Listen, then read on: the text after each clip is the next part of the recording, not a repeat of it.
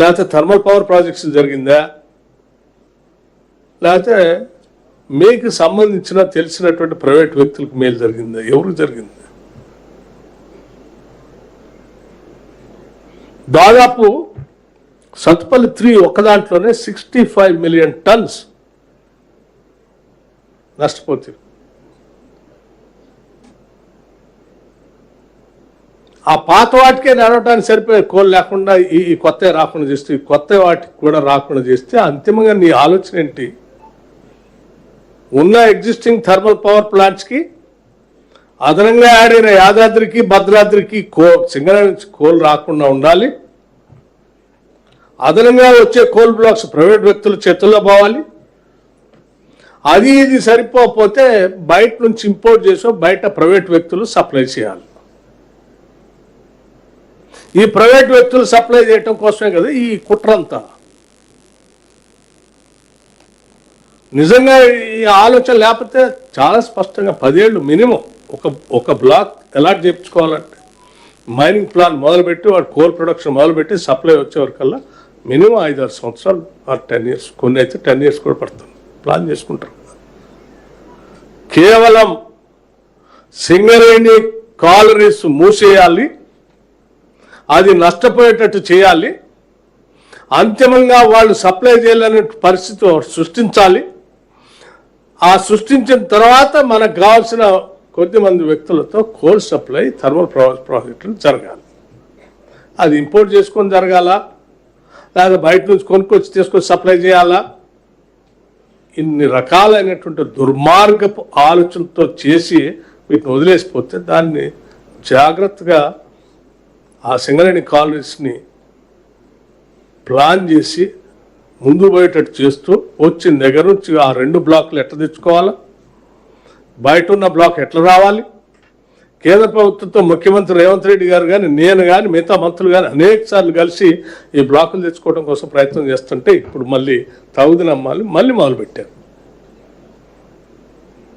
ఒక దగ్గర పోయి ఒక మాట, ఇంకో దగ్గర పోయి ఇంకో మాట, లేకపోతే అక్కడ 40 లక్షల టన్నులు బొగ్గు మాయమైంది, లేకపోతే ఇక్కడ 40 లక్షల టన్నులు.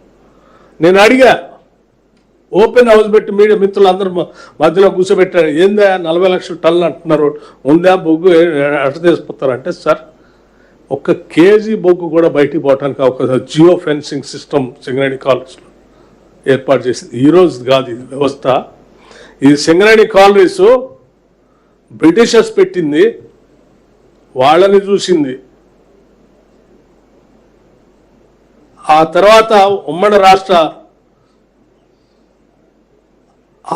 పాలనను చూసింది. ఆ తర్వాత వచ్చినటువంటి వ్యవస్థల్ని చూసింది, మీ వ్యవస్థలను కూడా చూసింది. ఇప్పుడు ఇది దాని కాళ్ళ మీద తను నిలబడేటట్టుగా పర్ఫెక్ట్గా సిస్టమ్స్ ఇక్కడ డెవలప్ చేసి వదిలిపెట్టి వెళ్ళాము. ఇందులోంచి 1 కేజీ కూడా బొగ్గు బయట పోవడానికి అవకాశం ఉండదు. మరి ఎందుకు చేస్తున్నారంటే కావాలని సింగరేణిని ఆభాసపాలు చేసి ఇబ్బంది పెట్టాలని ఒక ప్రచారం చేస్తున్నారు సార్.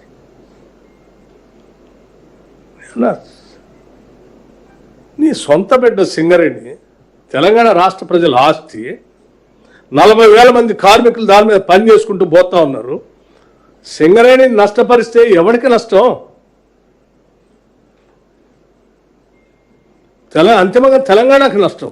రైట్, మీరు అన్నట్టు నేను చెప్తా ఉన్నాను, కేసీఆర్ కూడా వాళ్ళకు కూడా చెప్తున్నాను. ఆర్థిక పరిస్థితి మీద మీకు పేపర్ ఇచ్చాను నేను.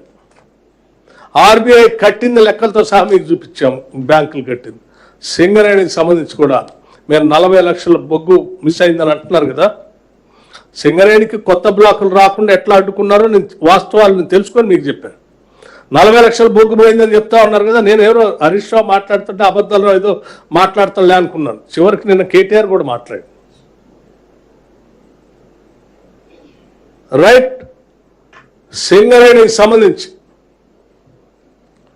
సింగరేణిలో విజిలెన్స్ డైరెక్టర్ ఉంటాడు.